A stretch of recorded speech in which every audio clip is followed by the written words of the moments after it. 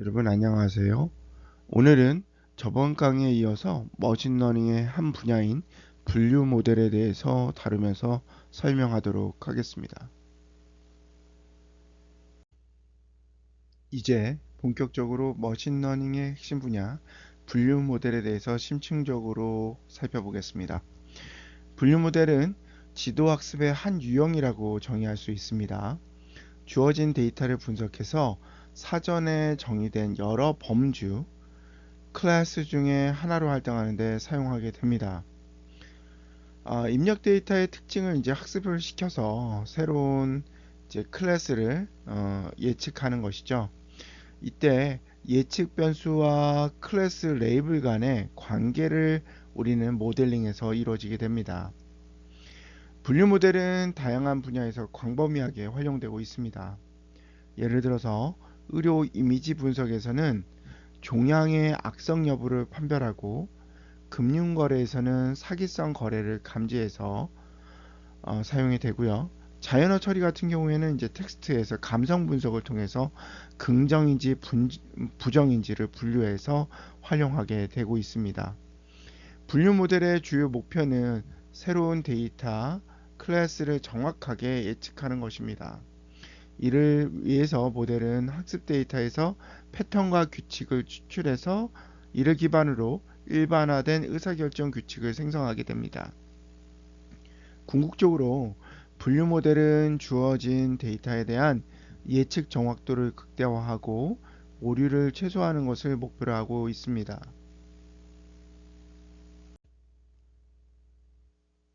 앞서 우리는 분류 모델의 개념에 대해서 논의했습니다.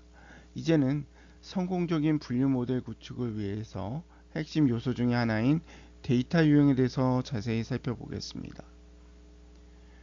적절한 데이터 유형을 선택하는 것은 모델의 성능과 효율성을 극대화하는 데 필수적이라고 할 수 있습니다. 분류 모델은 데이터를 사전에 정의된 범주 또는 클래스로 나누는 것을 목표로 하고 있습니다. 따라서 데이터가 명확하고 구분 가능한 범주를 가지는 것은 매우 중요합니다.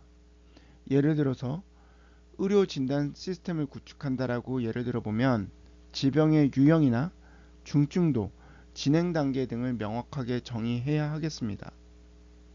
만약에 범주가 모호하거나 중복이 된다면 모델의 학습 과정이 복잡해지고 정확도는 매우 떨어질 것입니다. 각 범주를 효과적으로 구분하기 위해서는 데이터가 각 범주를 대표하는 고유한 특징을 포함해야 합니다. 예를 들면 이미지 인식 모델을 개발할 때 각 이미지의 객체의 모양, 색상, 질감 같은 구분 가능한 특징을 가져야 합니다. 이러한 특징을 추출하고 분석해서 모델이 각 범주를 정확하게 구분할 수 있도록 해야 합니다. 머신러닝 모델은 데이터를 통해 학습하고 패턴을 찾아냅니다. 따라서 모델 학습이나 성능 평가를 위해서 충분한 양의 데이터를 확보하는 것이 중요합니다. 데이터가 부족하면 모델이 데이터의 복잡성을 제대로 학습하지 못하고 과적합이라는 문제가 발생할 수 있습니다. 이걸 이제 오버피팅 문제라고 합니다.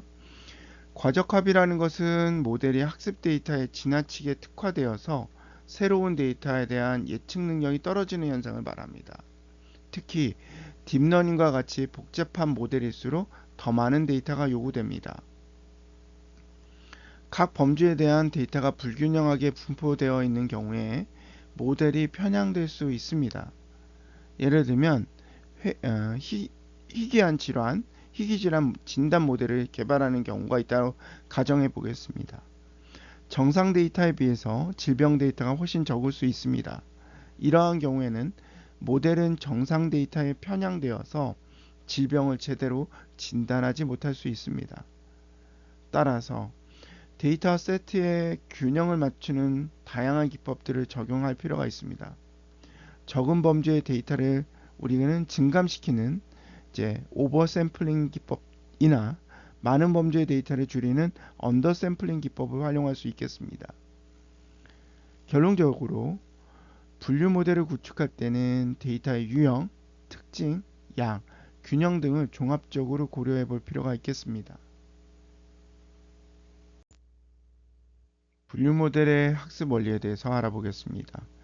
분류 모델의 학습 및 패턴 파악은 크게 데이터 전처리, 특징 추출, 모델 학습 단계로 나눠 볼 수 있겠습니다. 첫 번째로 꼭 중요한 단계가 데이터 전처리입니다. 이제 먼저 우리가 수집하게 되는 원시 데이터, 로 데이터를 모델 학습에 적합한 형태로 가공하는 데이터 과정을 우리는 전처리 과정이라고 합니다. 이 전처리 과정은 굉장히 중요한 의미를 갖습니다. 이 과정에서는 결측치를 처리하거나 이상치를 제거하거나 데이터 정교화 등의 중요한 과정을 포함해서 진행이 됩니다. 이러한 전처리 과정을 통해서 데이터의 품질을 향상시키고 모델 학습의 효율성을 높일 수 있는 데이터셋으로 가공되게 됩니다. 그 다음 단계는 특징 추출이라고 하는데 흔히 피처 익스트랙션이라고 합니다.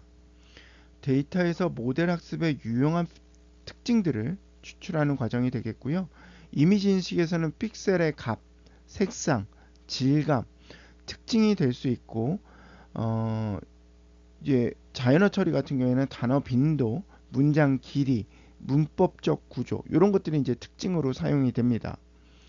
적절한 특징 추출은 모델의 성능에 큰 영향을 미치게 되기 때문에 중요한 과정이라고 이야기할 수 있습니다. 다음은 이제 모델 학습인데요. 전처리된 데이터와 추출된 특징을 이용해서 모델을 학습시킵니다. 이 단계에서 모델은 데이터의 패턴을 파악하고 각 범주를 구분해서 규칙을 학습합니다. 학습 알고리즘, 하이퍼 파라미터 설정 이런 거에 따라서 이제 모델의 성능이 달라질 수 있습니다. 학습된 모델은 새로운 데이터에 대한 예측을 수행하게 되겠고요. 이 과정에서 모델은 입력 데이터의 특징을 분석하고 학습된 규칙을 적용시켜서 해당 데이터가 어떤 범주에 속하는지를 판별합니다. 예측 결과는 확률값 또는 클래스 레이블 형태로 출력이 됩니다. 의료 진단 모델 같은 경우에는 이제 환자의 정보를 입력받기 때문에 특정 질병에 걸릴 확률을 예측할 수 있는 것이죠. 모델의 예측 성능을 향상시키기 위해서는 모델 파라미터를 조정하는 과정이 필수적입니다. 모델 파라미터는 모델의 구조, 학습 과정, 의사결정 규칙 등을 제어하는 변수들을 의미합니다. 예를 들어서 인공신경망 모델의 경우에는 은닉층의 개수, 뉴런의 개수, 학습률 등 여러 파라미터가 해당이 됩니다. 이러한 파라미터들을 조정함으로써 모델의 복잡도를 제어하고 과적합을 방지할 수 있습니다.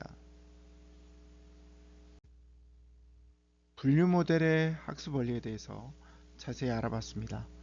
이제는 다양한 분류 모델의 종류와 각 모델의 특징에 대해서 살펴보도록 하겠습니다. 분류 모델은 크게 선형 분류, 비선형 분류, 트리 기반 분류, 그리고 인스턴스 기반 분류로 나눠 볼 수 있습니다. 선형 분류는 데이터를 직선이나 평면으로 구분하는 방식입니다. 로지스틱 회귀, 선형 판별 분석, LDA라고 불리우는 유형들이 속해 있고요. 선형 분류는 비교적 간단하고 해석이 용이하다는 장점이 있습니다. 하지만 데이터가 복잡한 패턴을 가질 경우에 성능이 떨어질 수 있는 단점도 존재합니다. 비선형 분류는 데이터를 곡선이나 비선형 경계로 구분하는 방식입니다. 대표적으로 SVM, 즉 서포트 벡터 머신, KNN, K 최근접 인접 최근접 이웃이라는 모델 등이 비선형 분류 모델에 속해 있습니다. 비선형 분류는 선형 분류보다 복잡한 패턴을 가진 데이터를 더 잘 처리할 수 있고 모델 학습이 더 복잡해짐에 따라서 시간이 오래 걸릴 수 있는 단점도 있습니다. 트리 기반 분류는 의사결정 트리를 이용해서 데이터를 분류하는 방식입니다. 의사결정 트리는 트리 형태의 구조를 가지고 있어서 우리는 디시전 트리다 이렇게 많이 부르고 있고요. 각 노드는 특정 특징을 갖는 조건을 나타내게 됩니다. 데이터는 트리의 루트 노드에서 시작을 해서 각 노드의 조건에 따라서 분기가 되고 최종적으로 입에 해당하는 리프 로드에 도달하게 되는데, 이 리프 로드가 데이터의 클래스를 의미합니다. 랜덤 포레스트, 그레디언트 부스팅 머신, 이런 종류의 트리 기반 분류 모델이 들어가 있고요. 트리 기반 분류는 해석이 용이하고 다양한 데이터 유형에 적용이 가능하다는 장점이 있습니다. 인스턴스 기반 분류는 새로운 데이터를 기존 데이터와 비교해서 분류하는 방식입니다. 새로운 데이터가 입력이 되면 모델은 기존 데이터 중에서 가장 유사한 데이터를 찾아서 해당 데이터의 클래스를 예측해줍니다. K 최근접 이웃, 즉 KNN이라고 불리우는 대표적인 인스턴스 기반 분류 모델입니다. 인스턴스 기반 분류는 학습 과정이 필요 없다는 장점이 있고요. 다만 데이터 양이 많아질 경우에 예측 속도가 느려질 수 있는 단점이 있습니다. 이처럼 다양한 분류 모델은 각자의 장단점을 가지고 있습니다. 데이터의 특성과 문제 상황에 따라서 적절한 모델을 선택하는 것이 중요하다고 할 수 있겠습니다. 이제 분류 모델의 종류 중에 하나인 선형 모델에 대해서 자세히 좀 알아보겠습니다. 이 선형 분류 모델은 선형 모델이라고도 칭하죠. 데이터를 선형 방정식을 사용해서 분류하는 머신러닝 알고리즘이 되겠습니다. 요거는 여러분들이 중학교 때 배우셨던 1차 함수 직선의 방정식을 생각하셔도 동일한데요. 선형 분류는 데이터의 특정 공간에 선형 경계를 생성해서 데이터를 2개 이상의 클래스로 분류하는 것을 의미합니다. 쉽게 말해서 데이터를 직선이나 평면으로 나누어서 분류하는 것이라고 생각하시면 좋겠는데요. 이 선형 분류 모델은 데이터들을 직선으로 구분하게 됩니다. 직선 위쪽에 있는 데이터는 한 클래스로, 또 아래쪽에 있는 데이터는 다른 클래스로 분류하는 것이죠.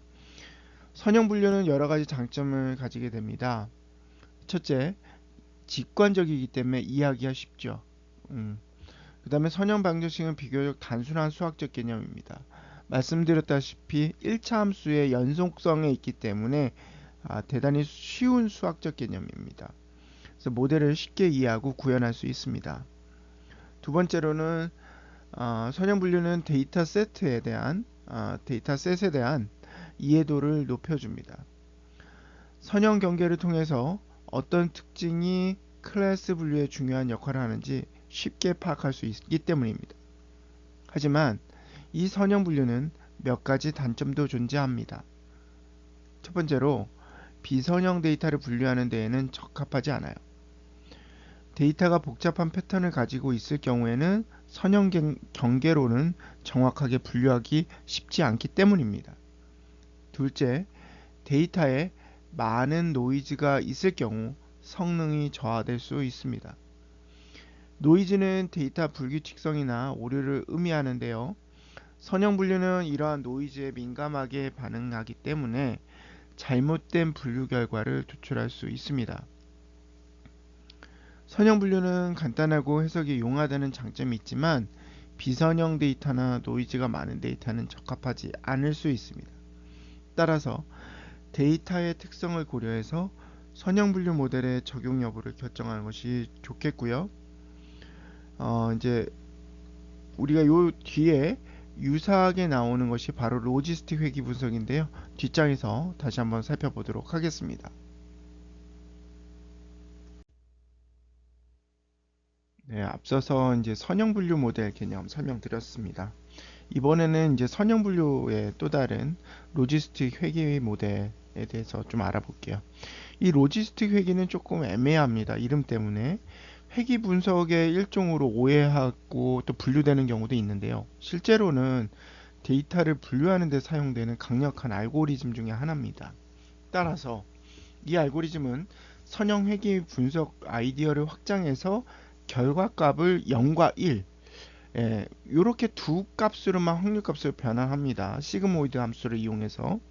따라서 우리가 이제 뭐 양품이냐 불량이냐 판정하거나 뭐 정상이냐 뭐 비정상이냐를 판정하는 이진적인 결과값을 분류할 때 대단히 유용하게 쓰입니다.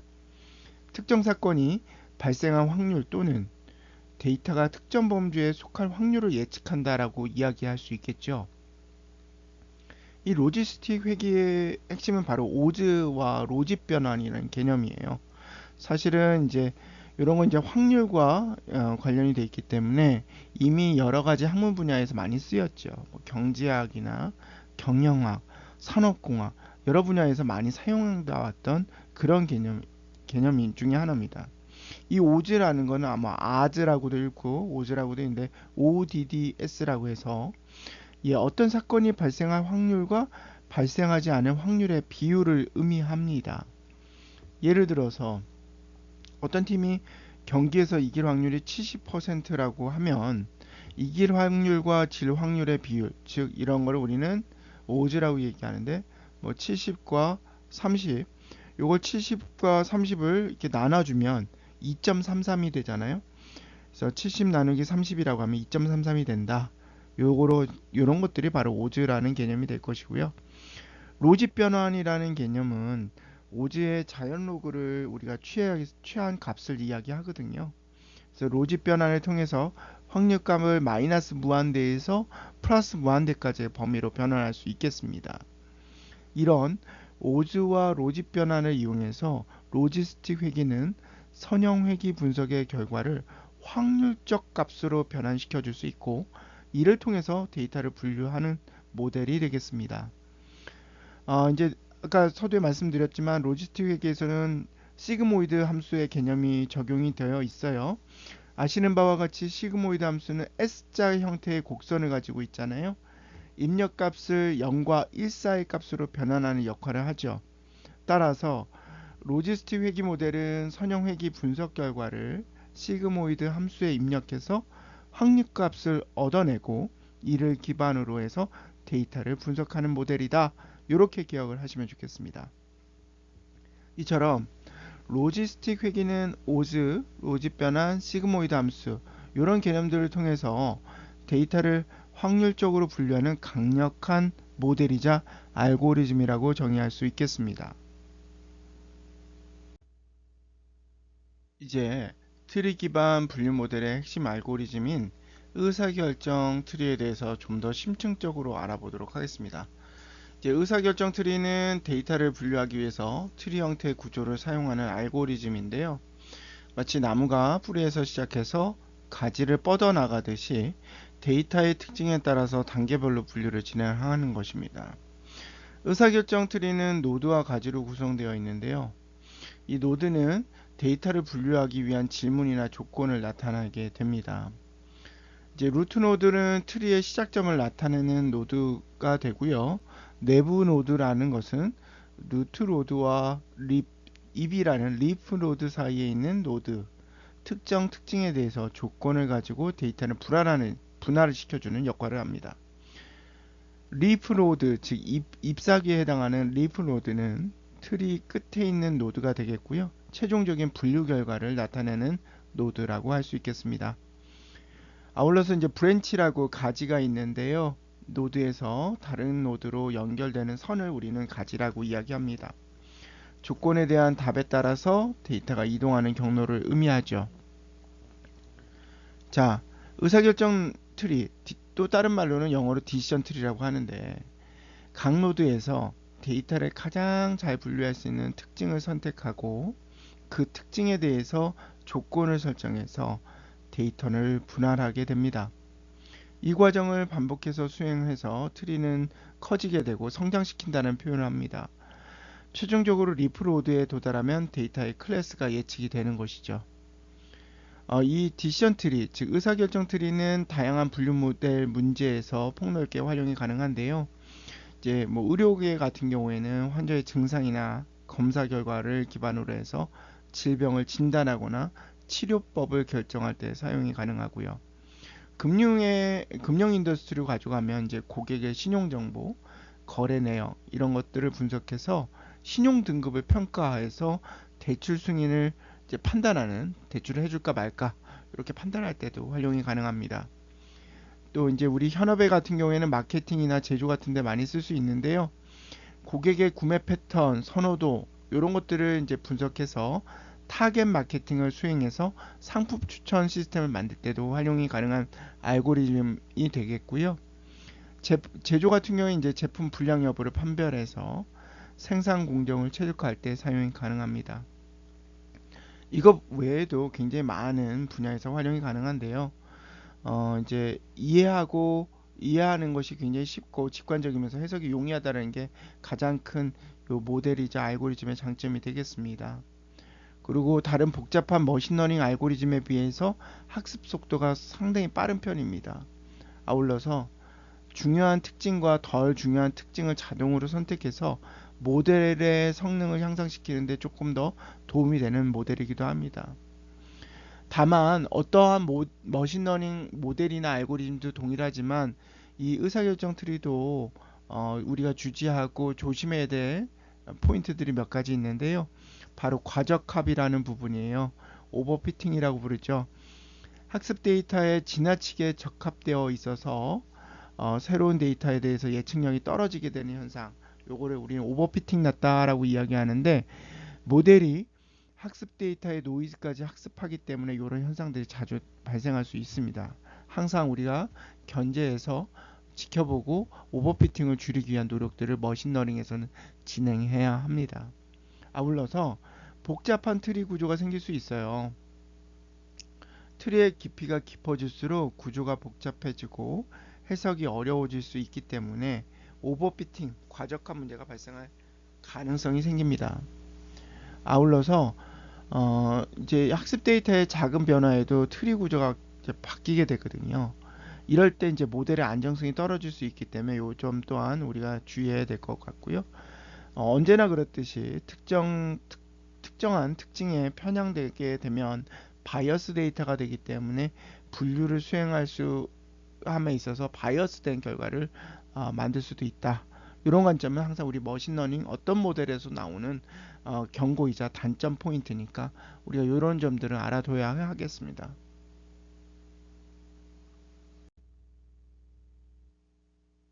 이제 인스턴스 기반 학습의 대표적인 알고리즘 KNN이라는 알고리즘을 살펴보겠습니다. 이제 이거 한국말로 번역하면 일부는 혹자마다 번역에 여러 가지 스타일들이 있습니다만은 뭐 K 최근접 이웃 뭐 이렇게도 번역을 합니다.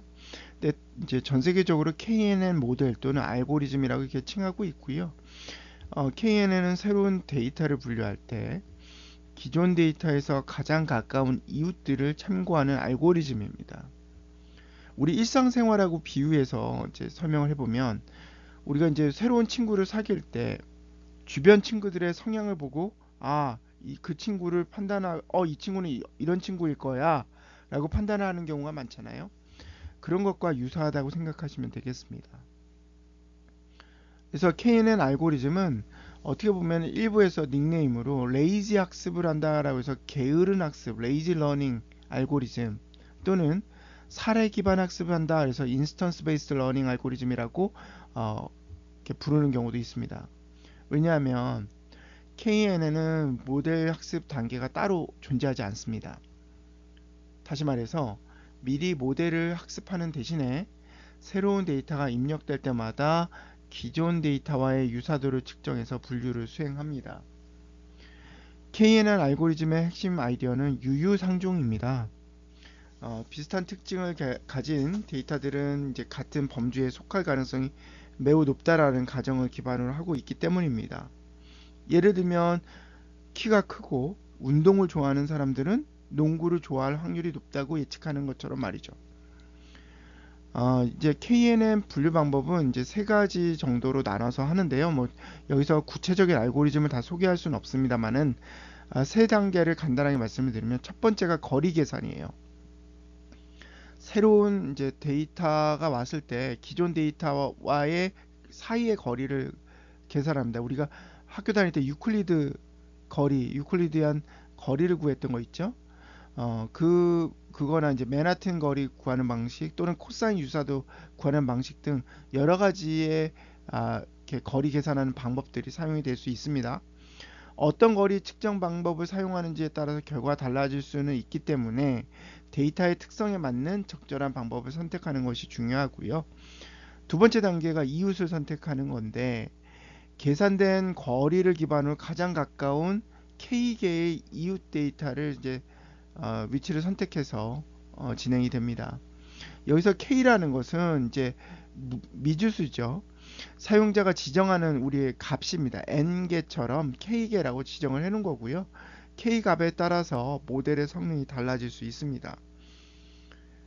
다시 말해서 K값이 작을수록 모델은 학습 데이터에 더 민감해진다라고 할 수 있고, K값이 클수록 모델은 더 일반적인 패턴을 학습하게 된다라고 이야기할 수 있습니다. 그 다음에 이제 세 번째 단계가 분류예요. 선택된 K개의 이웃 데이터들을 가장 많은 클래스를 새로운 데이터 클래스로 예측을 하게 되죠. 만약 K값이 짝수이고 2개 이상의 클래스가 동일하게 나타난다면 어떤 결과가 나올까요? 이럴 때는 거리가 가장 가까운 이웃의 클래스를 선택하거나 임의의 클래스를 선택하는 등 다양한 방법을 사용할 수가 있겠습니다.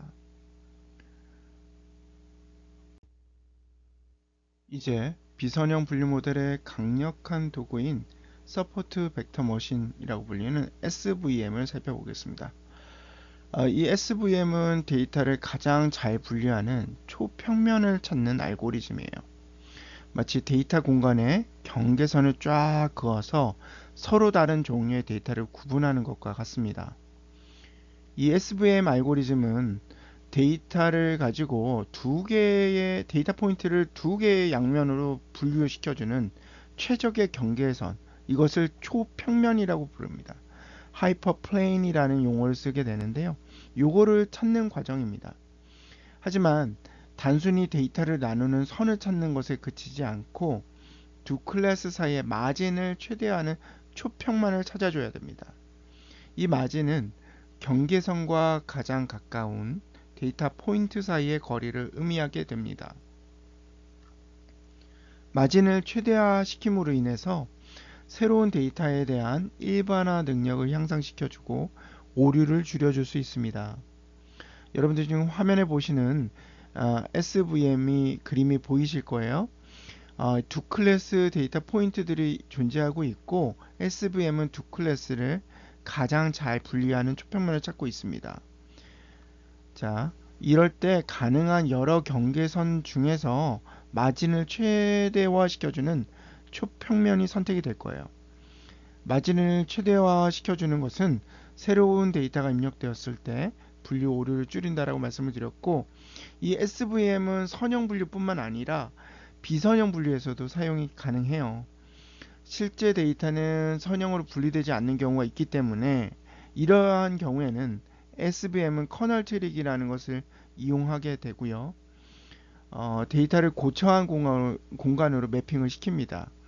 이제 고차원 공간에서는 데이터가 선형으로 분리될 가능성이 높아지기 때문에 이를 통해서 비선형 문제를 해결할 수 있는 것이죠. 이제 SVM도 여러 가지 다양한 분야에서 이제 활용이 되고 있어요. 특히 이제 이미지 인식하는 데 많이 쓰고 있는데, 이 SVM은 이미지를 객체로 인식하고서 분류하는 데 쓸 수 있기 때문에 유용합니다.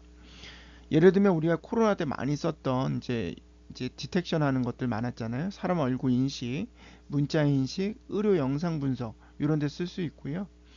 텍스트 분류 SVM은 텍스트 문서를 주제별로 분류하거나 스팸 메일을 필터링 하는 데 사용할 수 있습니다. 감정 분석이나 뉴스 기사 분류, 문서 요약하는 등 이제 자연어 처리 분야에서도 활용이 가능하고요. 이제 유전자를 분류하거나 단백질을 분류하고 질병을 예측하고 이런 의료 분야, 이런 바이오 인포메틱 분야에서도 사용이 됩니다. 아시다시피 이제 SVM은 신용평가나 사기 탐지, 주가 예측에서도 쓸 수 있고요. 이 SVM 자체의 알고리즘이 장점이 좀 많아요. 일반화 성능이 우수하고 예측 성능을 높일 수 있기 때문에 많이 사랑을 받고 있습니다. 아울러서 이제 고차원 데이터에서도 효과적으로 작동할 수 있기 때문에 여러 가지로 활용의 장점이 존재하고 있고요. 이제 이런 SVM들이 뭐 100% 만능이라고는 할 수는 없어요. 사실은 얘도 단점을 가진 아이이기 때문에 뭐 100% 장점만 있다고는 하지 않지만 일단 SVM은 강력한 분류 알고리즘이다. 그리고 데이터 특성과 문제 상황에 맞게끔 우리가 매개 변수를 조정하는 것이 중요한 그런 알고리즘이다 얘기하고요. 뭐 구태여 단점을 언급한다면 매개 변수 쪽에 조정이 좀 중요하기 때문에서 매개 변수를 조정하는데 투입되는 어떤 인적 노력이 들어가기 때문에 코스트 계산 비용이 좀 올라갈 수 있다. 이런 단점 정도만 우리가 기억하면 좋겠습니다. 이제 분류 모델의 성능을 평가하는 다양한 방법에 대해서 좀 더 깊이 있게 알아볼 텐데요. 이제 우리가 분류 모델을 만들었다라고 하면 이 모델이 진짜 얼마나 정확하게 예측하는지 이런 거 궁금하지 않을까요? 모델만 만들었다고 믿을 수는 없잖아요. 그래서 이를 위해서 다양한 평가 지표를 활용합니다. 가장 널리 사용하는 이제 지표 중에 하나가 이제 정확도라고 하는 어큐러시예요. 정확도는 전체 데이터 중에서 모델이 정확하게 분류한 데이터의 비율을 의미합니다. 예를 들어서 100개의 이미지를 분류하는 모델이 80개의 이미지를 정확하게 분류했다라고 한다면 정확도는 80%가 됩니다. 계산하기도 쉽고 직관적으로 이해하기 쉽다는 장점이 있죠. 하지만 데이터의 클래스 분포가 불균형할 경우에, 즉 다시 말해서 특정 클래스의 데이터가 다른 클래스에 비해서 훨씬 많을 경우, 정확도만으로는 모델이 좋다 나쁘다 성능을 평가하는 건 사실 어려운 판단입니다. 예를 들어 보면 이제 암을 진단하는 모델이라고 할 경우에 실제 암 환자보다 정상 환자의 데이터가 훨씬 많을 수 있습니다. 이런 경우에 모델이 모든 환자를 정상으로 예측하더라도 높은 정확도를 얻을 수 있지만 실제 암 환자를 제대로 진단하지 못하는 문제가 발생할 수 있는 딜레마가 있습니다. 두 번째는 이제 정밀도라는 건데요. 프리시전입니다.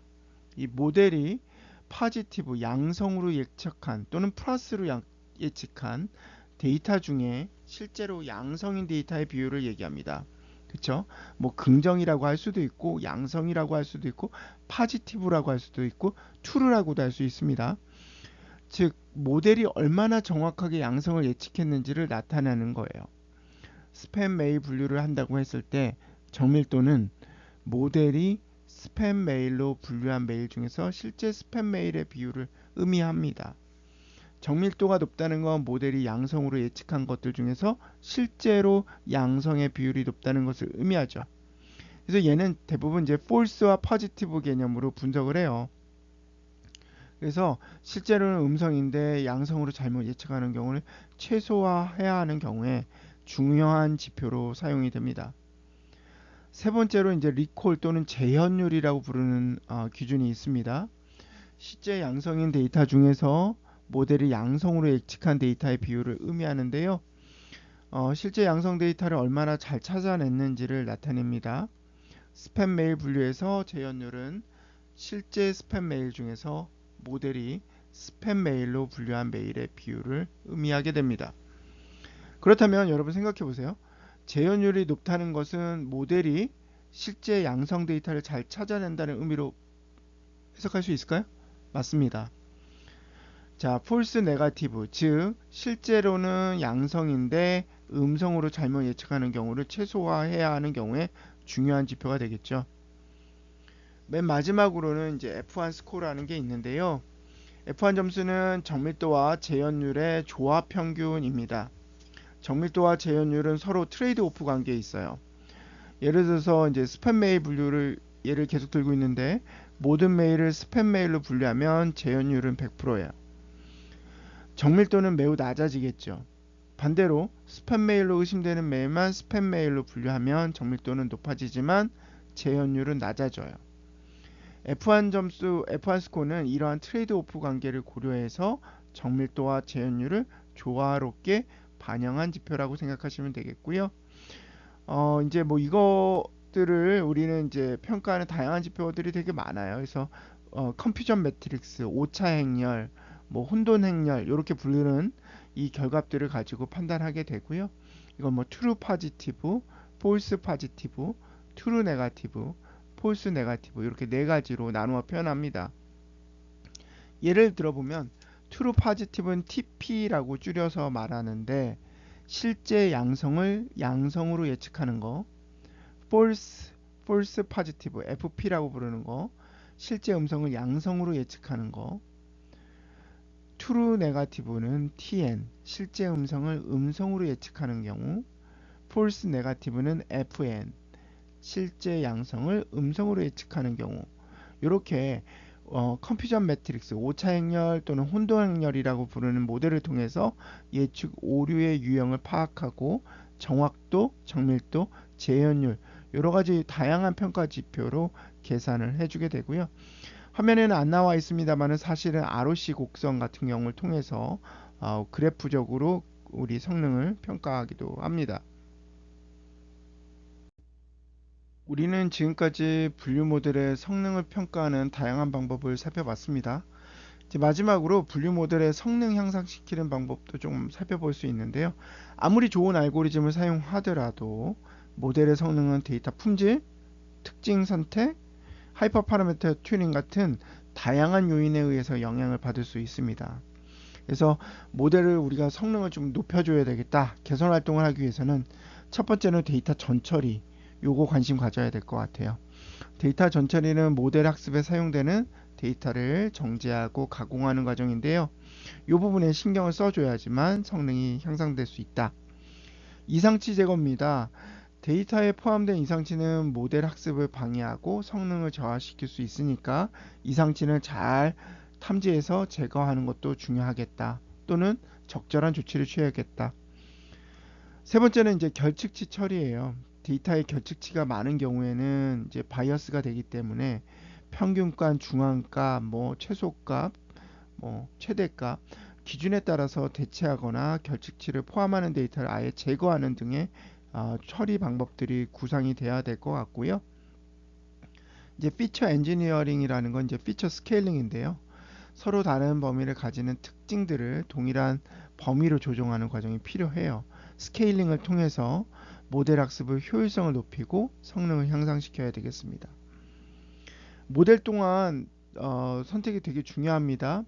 데이터 특성에 맞는 적절한 알고리즘을 선택하는 기준 잘 잡아야 되겠고요. 모델 성능은 한 번에 되는 건 아니지만 하이퍼 파라미터 튜닝 같은 걸 통해서 모델 학습을 제어하는 변수들을 적절하게 튜닝 시켜줘서 모델을 고도화 시켜주는 게 필요합니다. 그리드 서치나 랜덤 서치 등의 기법을 사용한다면 더 좋은 최적의 하이퍼 파라미터 값을 찾을 수 있고요.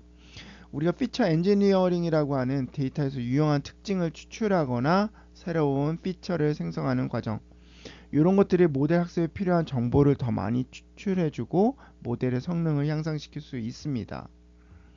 그 다음에 이제 오버피팅, 과적합이라는 부분들은 모델이 학습 데이터에 지나치게 적합되어 있어서 새로운 데이터에 대해서 예측력이 떨어질 수 있는 현상이라고 설명을 드렸는데요. 이 과적합을 방지하기 위해서 우리는 정규화 기법을 많이 씁니다. 정규화는 모델의 복잡도를 제한해서 과적합을 줄여주는 거죠.